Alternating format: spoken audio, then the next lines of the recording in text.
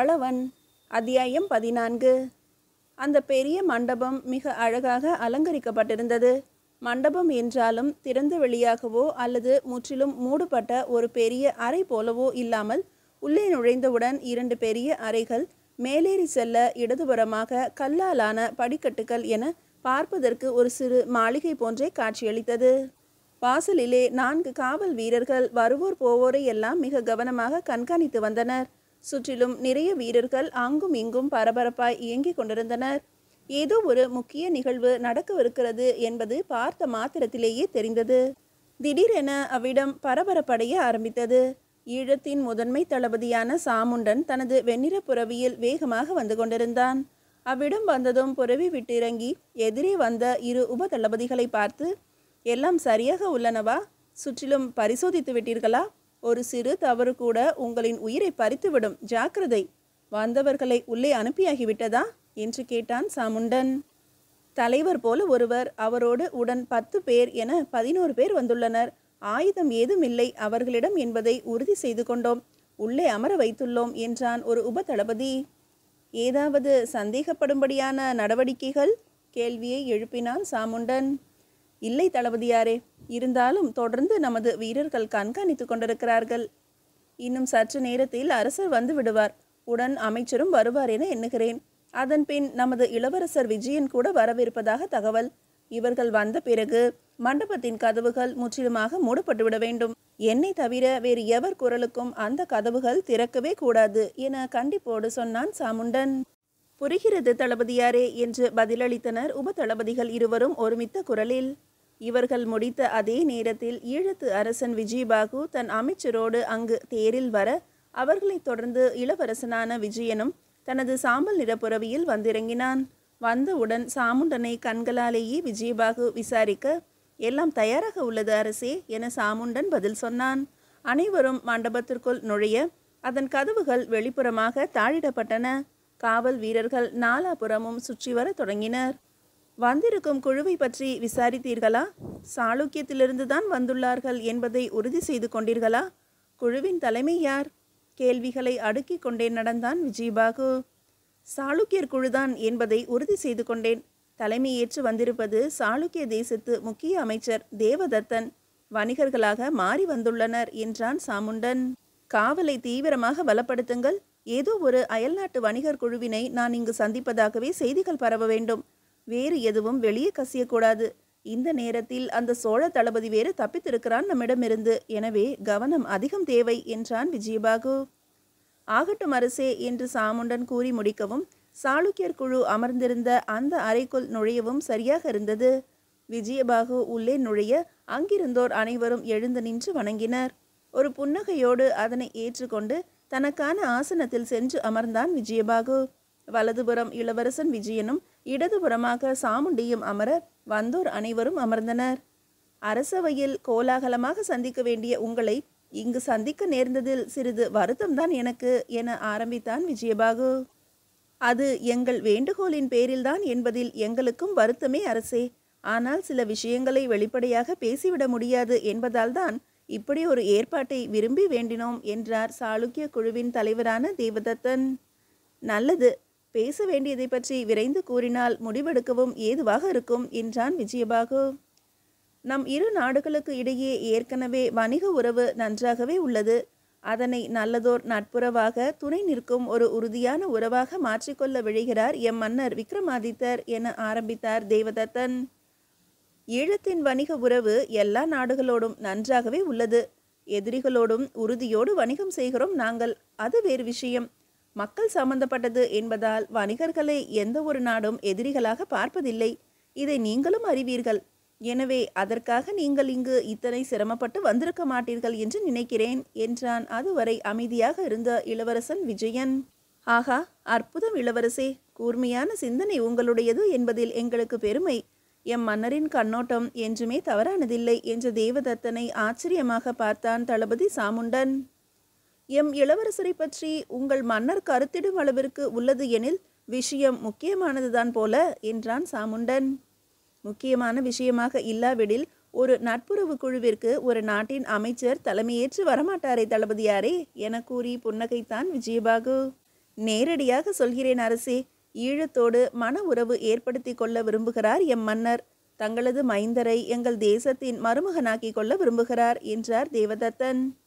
சாளுக்கியம் போன்ற பேரரசிற்கு மன உறவு கொள்ள ஈழத்தீவின் இளவரசன் தான் பொருத்தம் என முடிவெடுத்திருப்பது சற்று நெருடலாகவே உள்ளதே. இதுநாள் வரை இல்லாத அக்கறை, அதாவது நாங்கள் பாதிக்கப்பட்ட போதெல்லாம் இல்லாத அக்கறை இப்போது எங்கிருந்து எதற்காக ஊற்றெடுக்கிறதோ கேட்டான் இளவரசன் விஜயன். முந்தைய வரலாற்றினை சற்று நினைவுகளில் கொண்டு வந்தால் எத்தனையோ முறை ஈழத்திற்கு சாளுக்கியம் துணை நின்றது தெரியும் இளவரசே. சில பல அரசியல் காரணங்களால் ஒரு சில நேரங்களில் இயலாது போயிருக்கலாம். அதற்காக எதிரி என எண்ணிவிடக்கூடாது அல்லவா என்று கேட்டார் தேவதத்தன். நட்பும் பகையும் காலத்துக்கு ஏற்ப மாறிக்கொண்டே இருக்கும் என்பதை ஒப்புக்கொள்கிறேன். அதே சமயம் நீங்களாக எங்களை நாடி வந்துள்ளீர்கள் என்பதால் கேள்வியின் கூர்மை சற்று அதிகமாகத்தான் இருக்கும். எனவே இதுதான் காரணம் என நேரடியாக பேசுவது நேரத்தை விரயமாக்காது தடுக்கும் என்றான் விஜயபாகு. சரி அரசே, சோழத்துடனான தங்களின் உறவு என தேவதத்தன் முடிக்கும் முன்பு சொல்லிக்கொள்ளும்படியாக ஏதும் இல்லை, நட்பும் இல்லை, பகையும் இல்லை என்று குறுக்கிட்டு பதில் சொன்னான் இளவரசன் விஜயன். நட்பில்லாமல் இருக்கலாம், பகையில்லாது போக வாய்ப்பே இல்லையே. இத்தனை ஆண்டுகள் ஈழத்தை அவர்கள் அல்லவா ஆண்டார்கள் என தேவதத்தன் முடிக்கும் முன்பு, எந்த ஒரு நாடும் இதற்கு விதிவிலக்கல்ல தேவதத்தரே. உயர்ந்தது தாழும், தாழ்ந்தது உயரும் என்பது உலக நியதி அல்லவா? எனவே கோபத்தை கூட்ட முயற்சிக்க வேண்டாம் இங்கு என்றான் விஜயன் வேகமாக. மன்னிக்கவும், நான் கூற வந்தது அதுவல்ல. இந்த கோபம் தார்மீகமானது என்பதை நானும் அறிவேன். எதிரி ஒருவன் நம்மை ஆண்டான் என்பது மாபெரும் இழுக்கு என்பதையும் அறிவேன். அதே அவமானத்தை அவனுக்கும் பரிசாக அளிப்பதுதான் சரியான தண்டனை என்பதையும் உணர வேண்டுமல்லவா கேட்டார் தேவதத்தன். ஆக சோழத்தின் பொருட்டுதான் இந்த மன உறவு என்று சொல்லுங்கள் என்றார் தளபதி சாமுண்டன். நம்மை அடிபணிய வைத்தவனை நம் அடிபணிய வைப்பதற்கான முயற்சி இது என்றும் எடுத்துக்கொள்ளலாம். சோழத்தின் மீது போர் தொடுக்க முடிவெடுத்துள்ளீர்களா? துணைக்கு நாங்களும் வேண்டும் என்பதால் தான் இந்த தூதுக்குழு பயணமா? இல்லை அரசே, எங்களின் இளவரசியின் திருமண ஏற்பாடுகளை தொடங்கினோம். இளவரசர் விஜயன் பொருத்தமானவராக தோன்றினார், வந்திருக்கிறோம். உறவு என்றான பின் இருவருக்கும் ஒரே எதிரி என்ற பின் அதையும் முடித்து விடலாமே என ஆசைப்படுகிறோம். எப்படி பார்த்தாலும் இது அரசியல்தானே. அரச குடும்பத்தின் பெரும் நெருக்கடியே அதுதானே. எந்த ஒரு முடிவையும் நாட்டை சார்ந்துதானே எடுக்க முடியும். கேள்வியையே தனது பதிலாக்கினார் தேவதத்தன். சோழத்தின் மீது படையெடுப்பது அத்தனை சாதாரணமான விஷயம் அல்ல. விளைவுகளை முன்கூட்டியே யோசித்துவிட்டுத்தான் களமிறங்க முடியும். சிறிது தவறாகிவிட்டாலும் இழந்த எதையும் மீட்க முடியாது. அதிலும் இப்போதிருக்கும் சோழ மன்னன் குலோத்துங்கன் குணத்தில் அவன் தாத்தன் ராஜேந்திரனை ஒத்தவன் என்கிறார்கள். பகை என்று வந்த பின் பாவ புண்ணியம் பார்க்காதவன் என்கிறார்கள் என்றான் இளவரசன் விஜயன். சோழத்தின் மீது நாம் போர் தொடுக்க போவதில்லை அரசே. நம்மீது அவனை படையெடுத்து வரும்படி செய்ய போகிறோம் என்று தேவதத்தன் கூறியதை கேட்டு வாய்விட்டு சிரித்தான் விஜயபாகு. இந்த ஒரு விஷயத்தில் சோழமும் நீங்களும் ஒன்றுதான். அவனும் இதைத்தான் எதிர்பார்த்து சில செயல்களை செய்து கொண்டிருக்கிறான். நானாக அவன் மீது போர் தொடுக்க வேண்டுமென்று. பேரரசுகள் என்றாலே தங்கள் மீது பிழையோ பழியோ வராமல் பார்த்து கொள்ள வேண்டும் என்பதுதான் அடிப்படை இயல்பு போலும் என்றான் விஜயபாகு. ஈழத்தோடு தனது விளையாட்டினை துவங்கி இருக்கிறான் சோழன் என்பதும் இவர்களும் சோழத்தின் மீது பகையோடுதான் உள்ளார்கள் என்பதையும் கனப்பொழுதில் தெளிவாக புரிந்து கொண்டார் தேவதத்தன். ஈழத்தரசர் நான் கூறுவதை சற்று பொறுமையாக கேட்க வேண்டும். சோழன் என்ன செய்ய போகிறான் என்பதை விட நாம் அவனை என்னென்ன செய்ய வைக்க போகிறோம் என்பது முக்கியம். சாளுக்கியம் தங்களிடம் கேட்கும் உறவு முறையின் உறுதியை அதற்கு முன்பாகவே ஒரு பெரும் பரிசாக அளிக்கவும் காத்திருக்கிறது என்றார் தேவதத்தன். அப்படி என்ன பெரும் பரிசு? பொன்னும் மணியும் பகைவனை வீழ்த்துவதை விட எந்த ஒரு பெரும் சுகத்தையும் தந்துவிடாது தேவதத்தரே. மிக சரியாக சொன்னீர்கள் அரசே. இதனை நாங்களும் உணர்கிறோம். அதனால்தான் வேங்கி நாட்டின் அரியாசனத்தை ஈழத்து இளவரசருக்கு பரிசாக வழங்கி அதில் மன்னராக அவரை அமர வைக்க எண்ணுகிறோம். உடன் பட்டத்து அரசியாக எங்களின் இளவரசி என்று தேவதத்தன் கூற அதிர்ந்து போய் நின்றனர் அங்கிருந்த அனைவரும். அவரோடு வந்தவர்களுக்கு கூட இந்த விஷயம் பேரதிர்ச்சியினை தந்தது என அவர்களது வெளிரிய முகங்களே காட்டி கொடுத்தன. என்ன உளறுகிறீர்கள் தேவதத்தரே?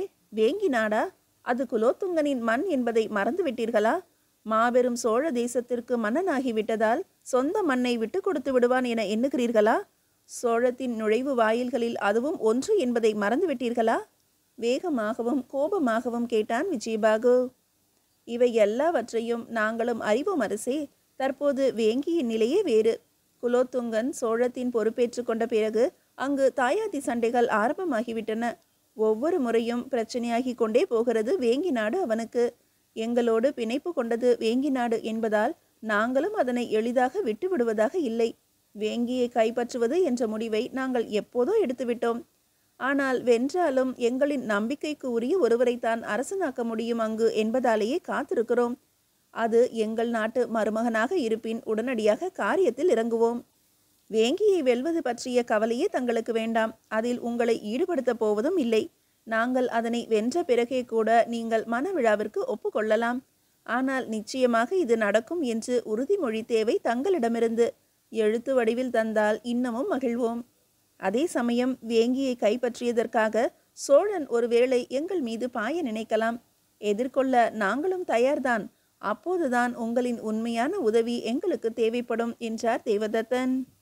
என்ன செய்ய வேண்டும் நாங்கள் என அதையும் நீங்களே கூறிவிடுங்கள் என்றான் விஜயன். சோழன் எங்கள் மீது படையெடுத்து வருவான். அதே நேரம் நீங்கள் படையெடுத்து வர வேண்டும் சோழத்தின் மீது. மேலிருந்து நாங்களும் கீழிருந்து நீங்களும் ஒரே நேரத்தில் தாக்குதல் நடத்த வேண்டும். அப்படி நடந்தால் சோழன் தோற்பது உறுதி என்றார் தேவதத்தன். அதாவது வேங்கியை நீங்கள் பிடித்தவுடன் திருமண விழா, கூடவே எங்களின் இளவரசர் விஜயனை வேங்கியின் அரசனாக பிரகடனம் செய்வது. சோழனின் மொத்த கோபமும் உங்கள் மீது திரும்பும். அவன் உங்களை நோக்கி பாய்வான். எங்கள் இளவரசர் பெண்ணெடுத்த நாடு என்பதால் உங்களுக்கு துணையாக நாங்கள் நாகை வழியாக உள்ளே நுழைந்து தாக்குதலை துவங்க வேண்டும். உங்களை தாக்க வடக்கு நோக்கி வரும் சோழன் தெற்கில் நாங்களும் தாக்க நிலை கொள்ளாது தவிப்பான், தோற்பான். இதைத்தானே கூற வருகிறீர்கள்? அதேதான் அரசே. இருவருக்கும் பொதுவான எதிரியை ஒழிப்போம். வேங்கி என்ற நாடு கிட்டும் உங்களுக்கு. கூடவே சாளுக்கியத்தின் பலமான உறவும் என்றார் தேவதத்தன். இதனால் உங்களுக்கு என்ன லாபம் என்பதை சாமர்த்தியமாக மறைக்கிறீர்களே தேவதத்தரே. எவருக்கும் கிட்டாத சோழ தேசம் எங்களின் உதவியால் மிக எளிதாக உங்களுக்கு கிட்டும் என்பதை மட்டும் கூறவில்லையே என்றான் விஜயபாகு. அவன் கண்களில் விஷமம் தெரிந்தது. அது பற்றி நாங்கள் இதுவரை எதுவும் யோசிக்கவில்லை அரசே. என்றாலும் வென்ற பின்பு அமர்ந்து பேசிக்கொள்ளலாம். அதையும் இப்போதே பேசிவிடலாமே. சோழம் வெல்லப்பட்டால் முன்பு பாண்டியர் வரை ஆண்ட பூமி எங்களுடையது. பல்லவர் ஆண்ட பூமி உங்களுடையது. வேங்கியையும் நீங்களே வைத்துக் கொள்ளலாம். சோழத்தின் தென்பகுதி முழுமைக்கும் விஜயனே அரசனாவான். தங்களின் இளவரசியே பட்டத்தரசியாவாள். இதுதான் நாங்கள் வேண்டுவது. முடியும் எனில் கூறுங்கள், முன்னேறலாம் இன்னும் பேச்சில். இல்லையேல் அரசு விருந்து காத்திருக்கிறது அரண்மனையில். உண்டுவிட்டு நீங்கள் உங்கள் நாடு திரும்பலாம் பத்திரமாக என்றான் விஜயபாகு. தேவதத்தன் உள்ளுக்குள் அதிர்ந்து போனார். என்ன பதில் தருவது என்பதை யோசித்தார். இங்கு புறப்படுவதற்கு முன்பு சாளுக்கிய மன்னன் விக்ரமாதித்தனின் வார்த்தைகள் நினைவிற்கு வந்தன. எதையாவது பேசி ஒப்புக்கொள்ள வையுங்கள். என்ன வாக்குறுதி கேட்டாலும் கொடுங்கள். நமக்கான காரியம் முடிந்த பின் கொடுத்த வாக்குறுதிகளை நிறைவேற்றுவதா வேண்டாமா என்பதை நான் முடிவு செய்து கொள்கிறேன் என்ற அவனது வார்த்தைகள் காதில் ஒலித்தன. என்னால் இதற்கு எம் அரசரை சம்மதிக்க வைக்க இயலும் என்ற நம்பிக்கையில் உறுதி அளிக்கிறேன். நீங்கள் கேட்டதை தருவோம் என்றார் தேவதத்தன் உறுதியாக. நல்லது, இதுவும் எழுத்துப்பூர்வமாக இருப்பின் இன்னும் மகிழ்வோம் என விஜயன் வேண்டுமென்றே உரைக்க, அப்படியே செய்வோம் என்றார் தேவதத்தன். அதெல்லாம் இருக்கட்டும், எனக்கு ஒரு ஐயம் உண்டு. உங்களோடு 10 பேர் வந்துள்ளார்கள். ஆனால் ஒருவர் கூட இங்கு வாயை திறக்கவில்லையே. உங்கள் முடிவே கூட இறுதியானதாக இருக்கட்டும். என்றாலும் இதுவரை நடந்த எந்த பேச்சிலும் ஒருவர் கூட தங்களின் கருத்தை கூறவில்லையே என்று கேட்டான் விஜயன். அவர்கள் எனது பாதுகாப்பிற்காக வந்திருக்கும் வீரர்கள். அரசியல் பேச்சுக்களில் அவர்கள் கலந்து கொள்ள எந்த ஒரு அதிகாரமும் இல்லை. எங்கள் நாட்டில் சாதாரண வீரர்களுக்கு அரசியல் பேச உரிமை இல்லை என்றார் தேவதத்தன் பெருமையாக. இந்த தலைக்கண பேச்சு அவரோடு வந்த வீரர்களை சற்று முகம் சுளிக்க வைத்ததை விஜயன் கவனித்து கொண்டான். எங்கள் நாட்டில் வீரர்கள் மட்டுமே பேச முடியும். வெறுமனே பேச தெரிந்தவர்களை நாங்கள் அருகே வைத்துக் கொள்வதில்லை. அவர்களது திறமையை காட்ட நம்மை குழப்பிக் கொண்டே இருப்பார்கள் என்றான் விஜயன். நாங்கள் இங்கு வந்ததின் நோக்கம் நல்லபடியாக முடிந்ததில் எங்கள் அரசர் மனம் மகிழ்வார். அதற்காக உங்களுக்கு நன்றிகள் கூற கடமைப்பட்டுள்ளேன் என்று பேச்சை மாற்ற முயற்சித்தார் தேவதத்தன். ஏனோ ஆரம்பத்திலிருந்தே அவரை பிடிக்காமல் போனது விஜயனுக்கு. சாளுக்கியத்தோடு உறவு கொள்வதில் கூட அவனுக்கு உடன்பாடு இல்லை என்றாலும் தற்போதிருக்கும் அரசியல் அழுத்தம் காரணமாகவே ஒப்புக்கொண்டான். தேவதத்தன் எனும் அமைச்சன் ஒருவன் வந்து மொத்த சாளுக்கிய பேரரசு சார்பாக பேச்சு நடத்துகிறான் என்பதை அவனால் ஏற்றுக்கொள்ளவே முடியவில்லை.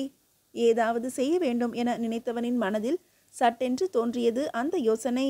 நிச்சயம் உங்களின் அரசர் மகிழ்வார். தனியொருவராக வந்து இரு நாட்டிற்கு உள்ளான உறவு முறையை நிர்ணயித்து செல்கிறீர்கள் எனில் அது சாதாரண விஷயமா என்ன?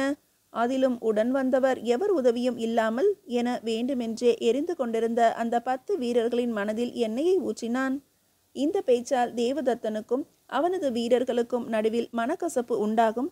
அதன் மூலம் எவனாவது ஒரு வீரனை வளைத்து இவர்கள் வந்ததின் உண்மையான பின்னணி என்ன என்பதை அறியலாம் என மனக்கணக்கிட்டான். ஆனால் அவன் எய்த அம்பு திசை மாறி அவனை நோக்கியே வரப்போகிறது என்பதை உணராது போனான் விஜயன். நல்லது, இன்று ஒரு நாள் ஈழத்தில் தங்கி எங்கள் விருந்தினை சிறப்பியுங்கள். நாளை மாலை புறப்படும் களத்தில் நீங்கள் நாடு திரும்பலாம் என்றான் அரசனான விஜயபாகு. தங்களின் அன்பிற்கு கடமைப்பட்டுள்ளோம் அரசே, அப்படியே செய்கிறோம் என தேவதத்தன் கூற, சாமுண்டனிடம் அவர்களை நன்கு கவனித்து கொள்ளும்படி கூறிவிட்டு விஜயபாகுவும் இளவரசன் விஜயனும் அங்கிருந்து புறப்பட்டு சென்றனர். வந்தவர்களை அழைத்து சென்று விருந்தினர் மாளிகையில் தங்க வைத்துவிட்டு தனக்கான பணிகளை கவனிக்க புறப்பட்டான் தளபதி சாமுண்டன். விடியும் வேளையில் விதியானது தனது விளையாட்டை துவங்கப் போகிறது என்பதை அறியாமல் அனைவரும் உறங்க சென்றனர். மீதியை அடுத்த அத்தியாயத்தில் காணலாம்.